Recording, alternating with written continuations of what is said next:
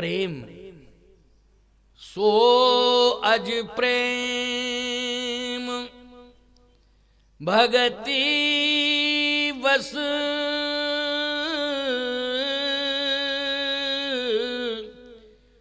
कौशल्या की गोद। जो प्रेम कौशल्या जी ने दिया वो प्रेम शायद उस काल में कोई और नारी नहीं दे पाई। क्यों भाई? किसी अन्य देवी ने वो प्रेम नहीं दे पाया उस काल में, जिस काल में निर्गुण ब्रह्म सगुण बन करके बेटा बन करके कौशल्या की गोद में आया। वो प्रेम कौशल्या जी ने दिया। यही अर्थ हुआ कि नहीं हुआ? अब वो प्रेम कैसा है? पहली बात तो ये है कि प्रेम हमारे पास है, खजाना है प्रेम का। लेकिन ये सोचना चाहिए कि जो प्रेम का खजाना है वो भरा किसने है? क्यों भाई? किसी ने तो भरा है। अरे हमारे उदर में भोजन है, लेकिन खिलाया किसने? नहीं तो भूखा था, उधर में कुछ था ही नहीं। लेकिन जब ये भूखा था और बार बार भोजन मांगा जा रहा था कि मैं भूखा हूं, मुझे भोजन दो, भोजन दो, भोजन दो। इसका मतलब है भोजन किसी ने दिया है, भूख पर भोजन दिया है। तो भूख पर भोजन दिया है, इसका मतलब है कि किसी ने मुझे अगर भूख पर भोजन दिया है तो उसे हमें सबसे पहले भोजन देना है। ये संकल्प ले लो कि मेरे पास जब ऐसी स्थिति परिस्थिति आएगी तो मैं भोजन प्रयास करूंगा कि जिसने मुझे भूख पर पहले भोजन दिया है मैं उसे भोजन पहले दूंगा। प्रेम पहले किसने दिया है? इस जगत में पहले प्रेम किसने दिया है? मां ने दिया है प्रेम। मां ने प्रेम दिया है। विचार करना, तुम ऐसी जगह पर रह रहे हो गर्भावस्था में कि जहां पर तुम्हें भोजन भी मिल रहा है, पानी भी मिल रहा है और प्राण को जीवित रखने के लिए वायु भी मिल रही है। बोलो मिल रही है कि नहीं? प्राण वायु। और अच्छा, ऐसा भोजन मिल रहा है कि जो तुम्हारे लिए महत्वपूर्ण है, तुम्हारे स्वास्थ्य के अनुकूल है। बोलो ऐसा ही भोजन है। अगर गलत भोजन आ गया, शिशु के स्वास्थ्य के प्रतिकूल यदि कोई व्यंजन पदार्थ आ गया तो उस समय मां ने उस व्यंजन का त्याग कर दिया। क्यों? उधर में पलने वाले शिशु को नुकसान पहुंचाएगा। क्यों? ध्यान रखा कि नहीं रखा? बोलो जल्दी। नुकसान पहुंचाएगा, हटा दिया उस व्यंजन को। नहीं नहीं नहीं नहीं, ऐसी कोई भी वस्तु ग्रहण नहीं करनी है, ऐसी कोई चीज नहीं खानी है कि जिससे नुकसान हो। इसका मतलब है, इसमें संकेत क्या है कि वो प्रेम ही तो दे रही है। क्या दे रही है?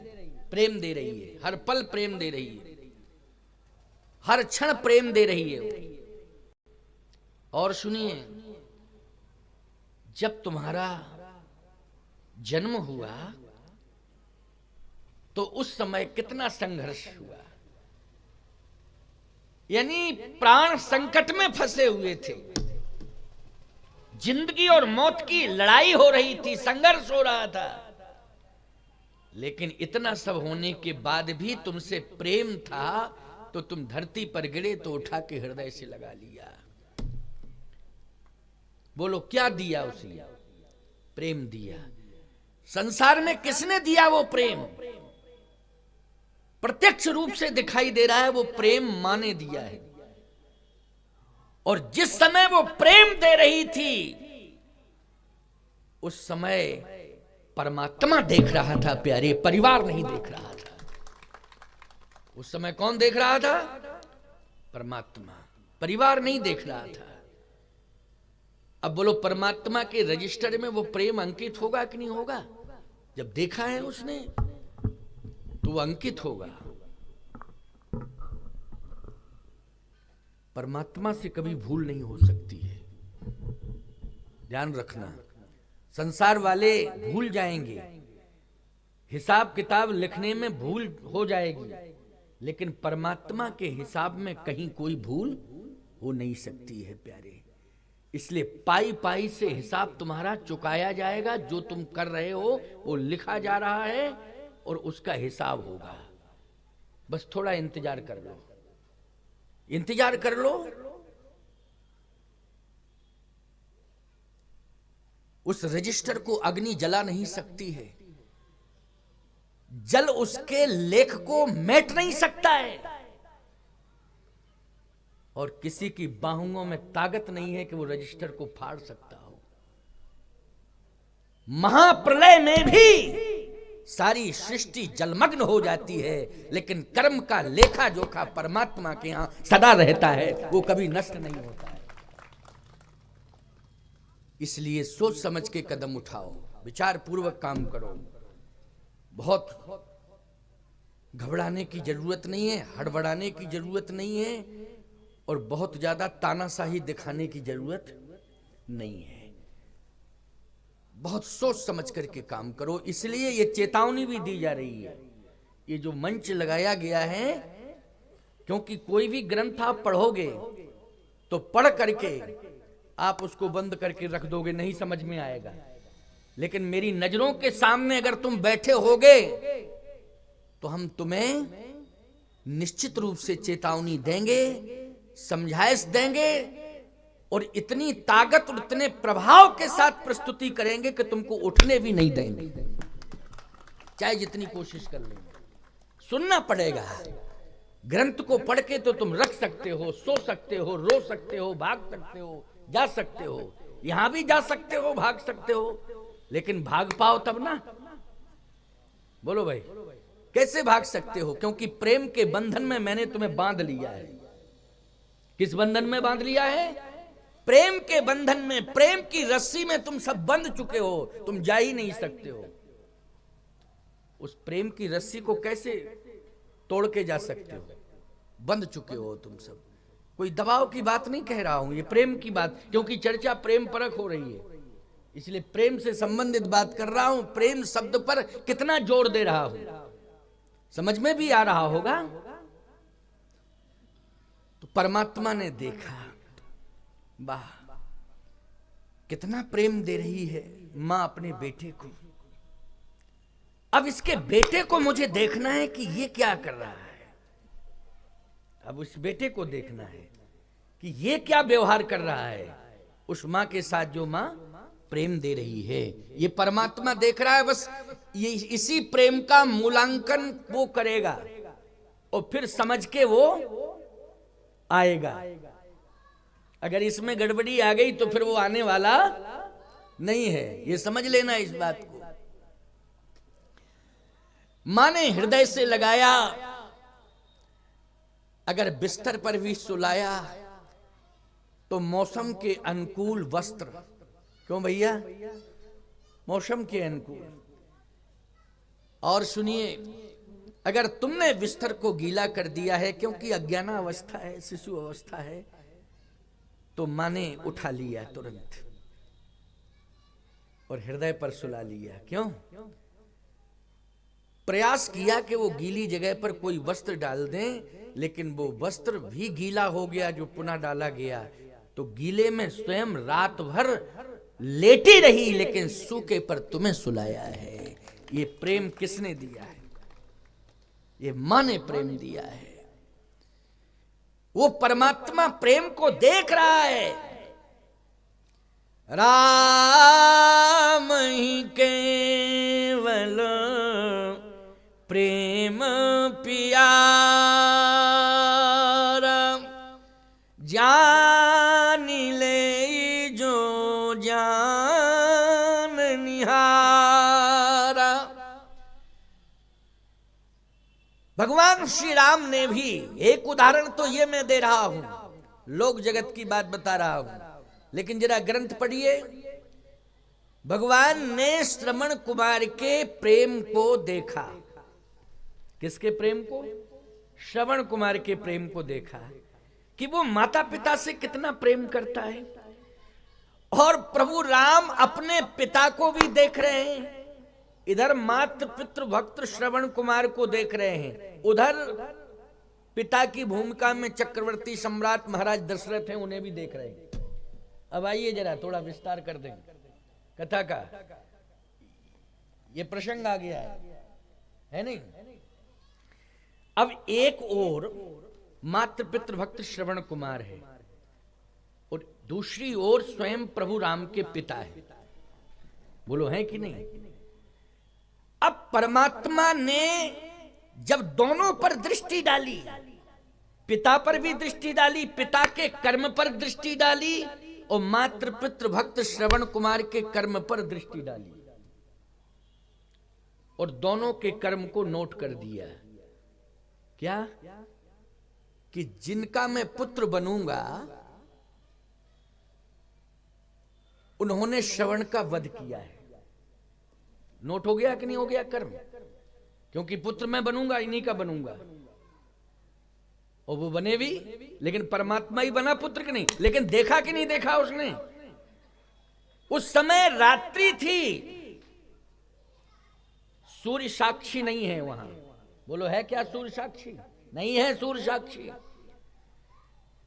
अज्ञाना अवस्था में अपराध हुआ है, जानबूझ करके अपराध नहीं किया है। बोलो भाई, अनजाने में भूल हो गई कि नहीं हो गई?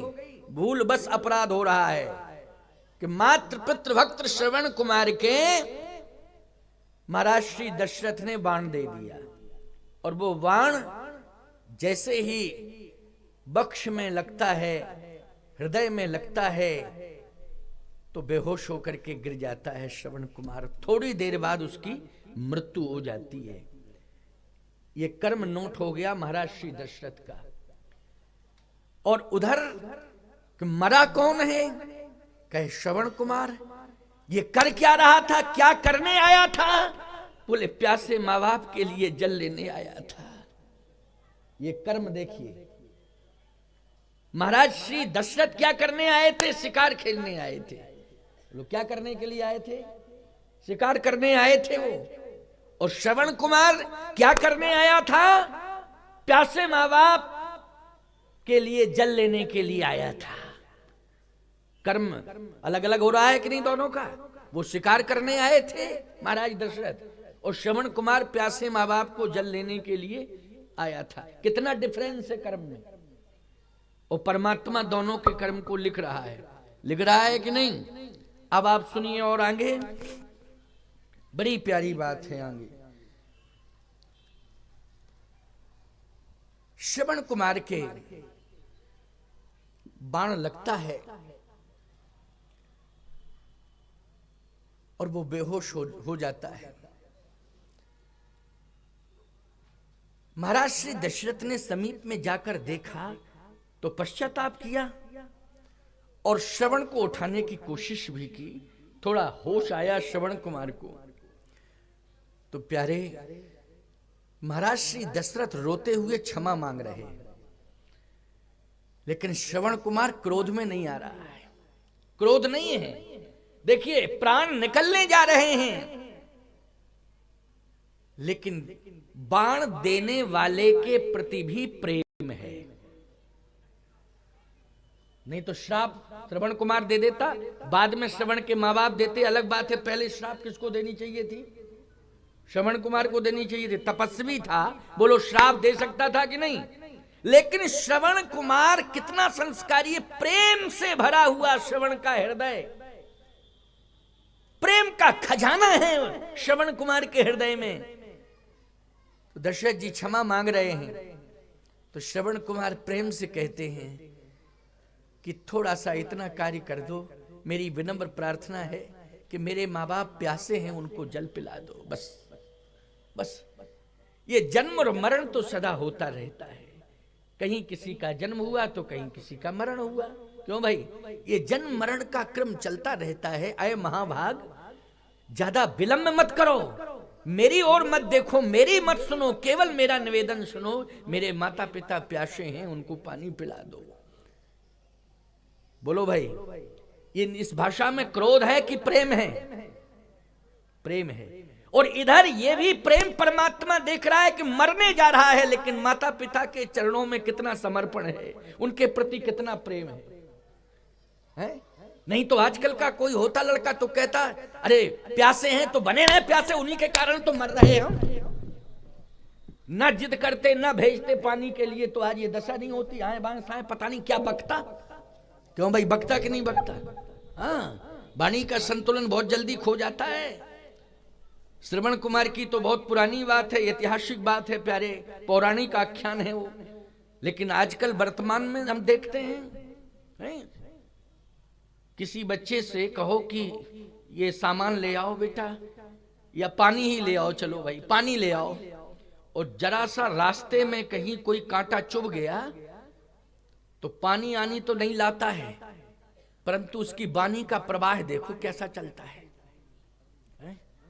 बोलो, हम जानते थे कि हमारी दुर्दशा करानी थी तभी तो पानी मांगा, प्यासे आसे थोड़ी थे। हम उनके स्वभाव को जानते हैं, आदत को, लेकिन अब कभी चक्कर में नहीं पड़ेंगे। क्यों भाई? एक दो चार बूंद रक्त निकल गया तो तुमने क्रोध का समुद्र पैदा कर दिया वहां। बोलो भाई, ऐसा क्रोध का समुद्र बना दिया वहां कि उसमें विष वमन हो रहा है। इसलिए मैं कहता हूं, वाणी एक अमोल है, जो कोई बोले जान। वाणी की कीमत समझो, इसको व्यर्थ में मत गमाओ। वाणी से जो शब्द निकलता है वो ब्रह्म होता है।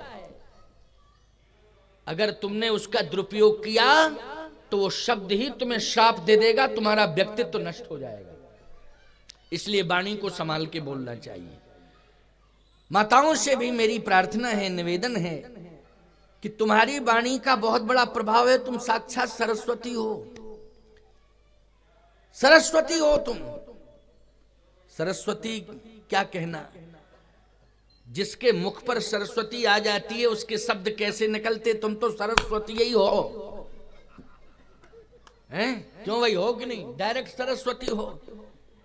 इतनी बड़ी विशेषताओं को लिए तुम बैठी हो, घर में बैठी हो, समाज में हो, लेकिन जब बोलती हो तब सुन ताड़का क्रोध करता ही। बड़ी स्थिति विचित्र हो जाती है। कैसा लगता है कि देखो तो इनका कैसा व्यक्तित्व, कितना दिव्य सम्मान है, तुम्हारे द्वारा जो है समाज सम्मानित हो रहा है, और इस तरह की भाषा बोल करके कैसा विरूपीकरण अपने व्यक्तित्व में ला रही हो। चेहरा भी कैसा बदल जाता है? जब क्रोध में कोई बात कहता है तो चेहरा कैसा हो जाता है? कैसा हो जाता है? वैसे अब तुम ही लोग समझो जैसा हो जाता हो।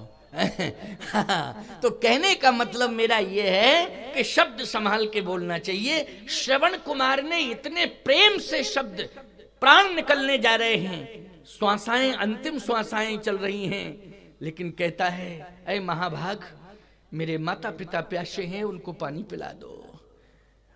और विलंब करने की आवश्यकता नहीं है।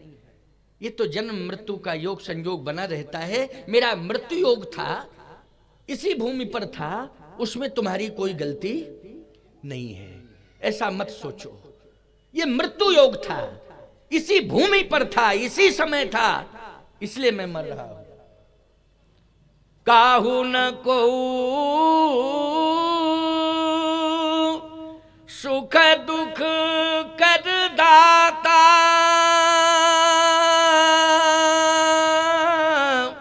ओ निज कृत कर्म भोग सब भ्राता। ये प्रारब्धानुसार संयोग जुड़ा है, इसलिए आज ये मृत्यु तुल्य संकट ही नहीं है, बल्कि मृत्यु ही आगे खड़ी है, और वो बार बार अपनी गोद में मुझे लेना चाहती है। इसलिए ऐ महाभाग विलंब मत करो, आप जाइए मेरे माँ बाप को पानी पिलाइए। भगवान ने उस कर्म को नोट कर लिया। पार्षद करते हैं भगवान के, लेकिन आदेश तो परमात्मा ही देता है ना, नोट करो, ये सब नोट करो। पार्षद काम करते हैं भगवान। श्रवण कुमार श्रेष्ठ मातृ पितृ भक्त परमात्मा के यहां अंकित हो गया नहीं, श्रेष्ठ मातृ पितृ भक्त। मैं एक बात बताऊं, जब लोग कहते हैं कि बेटा कैसा होना चाहिए, तो राम जी का जब उदाहरण देते हैं तो कहते हैं श्री राम जैसा चरित्रवान होना चाहिए। क्यों भाई? तो राम जी को चरित्रवान घोषित किया, मर्यादा पुरुषोत्तम है, राम जैसा चरित्रवान बेटा मिले। और भक्त कैसा हो? बोले श्रवण कुमार जैसा मातृ पितृ भक्त मिले। तो श्रवण कुमार का नाम आ जाता है मातृ पितृ भक्ति में।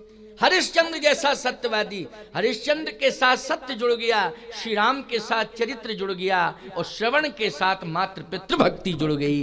ये इतिहास बन गया कि नहीं? कर्ण के साथ दान जुड़ गया, कर्ण दानवीर है।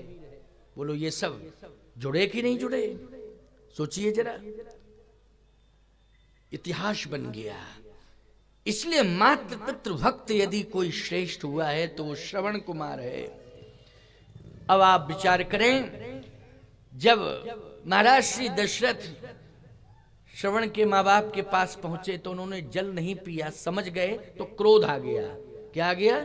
क्रोध आ गया। और क्रोध में श्राप दे दिया कि जिस तरह से पुत्र के वियोग में तड़प तड़प करके हम दोनों पति पत्नी प्राण परित्याग कर रहे हैं, हे दशरथ, वैसे ही तुम भी पुत्र के वियोग में तड़प तड़प करके प्राण परित्याग करोगे। इतना कह करके दोनों ने प्राणांत कर दिया। अब कर्म दोनों का लिख गया कि नहीं? महाराज श्री दशरथ का और श्रवण कुमार का। प्रेम पर चर्चा चल रही है। महाराज श्री दशरथ को परमात्मा पुत्र के रूप में मिला। परमात्मा पुत्र के रूप में मिला तो किसी ने महाराज श्री दशरथ से पूछा कि दशरथ जी आपको पुत्र मिला? कहा परमात्मा मिला। भले ही आपको लग रहा हो पुत्र मिला, परमात्मा मिला मुझे।